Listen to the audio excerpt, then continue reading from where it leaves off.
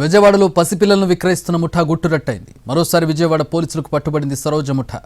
పసిపిల్లల విక్రయ ముఠాపై మొత్తం 3 కేసులు నమోదు చేశామన్నారు విజయవాడ పోలీస్ కమిషనర్ రాజశేఖర్ బాబు. 10 మందిని అరెస్ట్ చేశామని చెప్పారు. ఇందులో బలగం సరోజిని, ఫరీనాపై పీడీ యాక్ట్ నమోదు చేస్తామన్నారు. నిందితులందరూ విజయవాడ, గుంటూరు, నరసరావుపేట ప్రాంతాలకు చెందిన వారేనన్నారు. 25 మార్చి 1న కూడా బెజవాడలో పిల్లలను విక్రయిస్తున్న ముఠాను అరెస్ట్ చేశామన్నారు సిపి. ఆ కేసులో 6గురిని అదుపులోకి తీసుకున్నామని చెప్పారు. బలగం సరోజిని సహా మరో 4గురిని అరెస్ట్ చేసి 6గురు పిల్లలను స్వాధీనం చేసుకున్నామన్నారు. ఇక అదే కేసులో సరోజినితో పాటు షేక్ ఫరీనా నిందితురాలుగా ఉందని చెప్పారు. వీరిద్దరూ జైలు నుంచి బయటకు వచ్చాక మళ్లీ ఢిల్లీ, గుజరాత్, యూపీ నుంచి పిల్లలను తీసుకొచ్చి ఒక్కొక్కరిని 1,00,000 నుంచి 5 లక్షలకు అమ్ముతున్నారని చెప్పారు.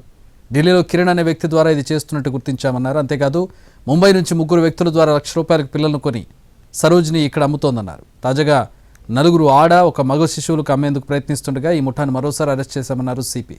వీరి దగ్గర నుంచి 5గురు పిల్లలను స్వాధీనం చేసుకున్నారు.